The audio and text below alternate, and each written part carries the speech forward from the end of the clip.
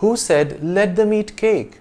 What does the statement really mean? What does the word bourgeoisie mean? What about guillotine? What about the words idyll and deposed? What do Queen Marie-Antoinette and the French Revolution have to do with these words? All this and much more coming up, but first, do subscribe to The English Nut. Thank you.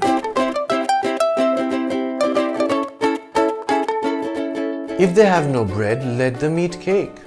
These are the most famous words that Marie Antoinette, the Queen of France, never said. And yet the words are partly responsible for her death. The phrase represents the indifference of the royalty to the poverty of the masses, which was one of the reasons that the French Revolution happened in 1789. The upshot of the revolution was that the rulers of France, King Louis XVI and his wife Marie Antoinette, were stripped of their powers, imprisoned, and then executed. France became a republic ruled by a democratically elected government rather than the Ancien Régime, the centuries-old system of hereditary monarchy and feudalism.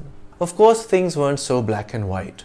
The fledgling democracy went through many ups and downs in the years after the revolution.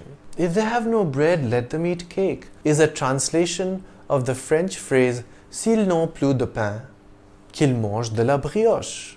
The literal translation of this sentence is, if they don't have any more bread, let them eat brioche. Brioche is not cake, but because it's a rich, sweet bread, it conveys the same point. An apparent lack of understanding that if the poor can't afford bread, they certainly can't afford a far more expensive food item. The anecdote that spread throughout France on the eve of the French Revolution was that while riding around in her coach, the Queen had asked why the peasants looked unhappy. She was told by her page that it was because they had no bread, their staple food. This was the year 1789.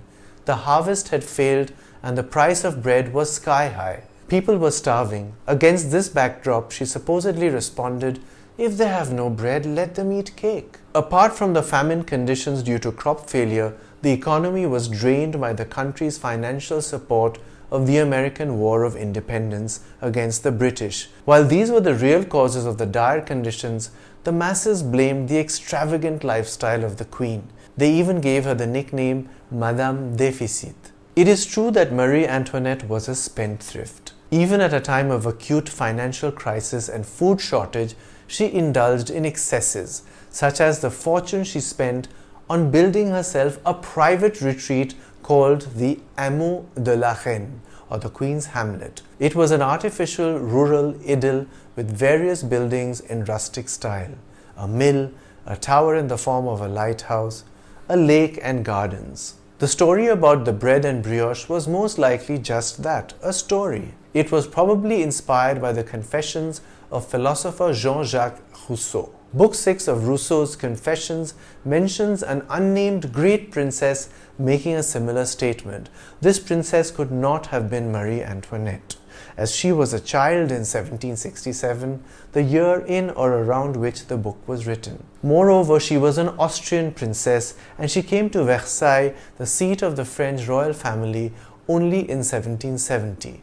And she became queen even later in 1774. Rousseau may have been inspired by similar stories that existed in folklore in different parts of Europe. The theme of such stories was the insensitivity of the nobility or royalty towards peasants, a lack of understanding of the harsh reality of their lives. In a tale from 16th century Germany, for example, a noble woman asks why the starving poor do not eat a sweet bread called crocem. But the people of France had come to hate the Queen and were ready to believe that she made the statement. The hatred was fueled not just by rumors, but by plays and pamphlets that portrayed her as an extravagant, eccentric, and immoral woman. Sounds like the distortions we see in certain films and articles today as well.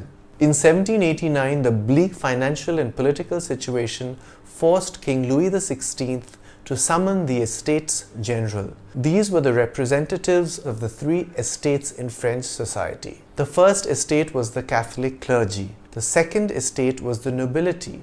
The third estate comprised everyone else, from peasant farmers to the relatively wealthy people called the bourgeoisie. what would be called the middle and upper middle classes today. The third estate made up 96% of the population but had none of the rights and privileges of the other two classes. At the meeting of the Estates General, the finance minister spoke about the budget deficit and claimed that the new taxes would make up for it. But the commoners were dissatisfied with this solution and decided to take matters into their own hands. And the French Revolution began. The king and queen were deposed, imprisoned and put on trial a few years later. First the king and then the queen. Louis XVI was beheaded on January 21, 1793.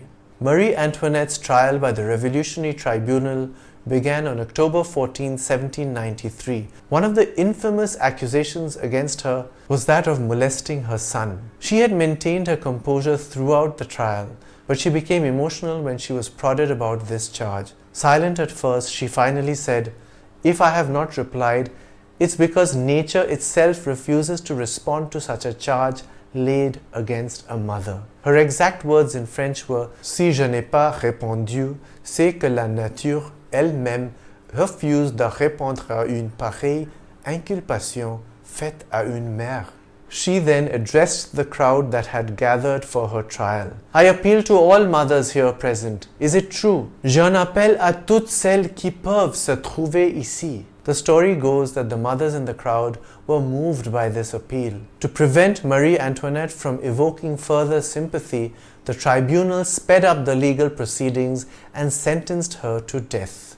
They declared the queen the scourge and the bloodsucker of the French. They took the queen to the guillotine in an open cart with her hair chopped off. She had been famed for her elaborate hairstyles, so this was yet another humiliation. On October 16, 1793, Marie-Antoinette was guillotined at the Place de la Révolution in Paris, a place now known as Place de la Concorde. People have largely forgotten the dignity with which Marie-Antoinette spoke at her trial and her composure at the guillotine. The one thing she is remembered for is something she never said, and yet it cost her her head. I'm the English Nut. Bye for now.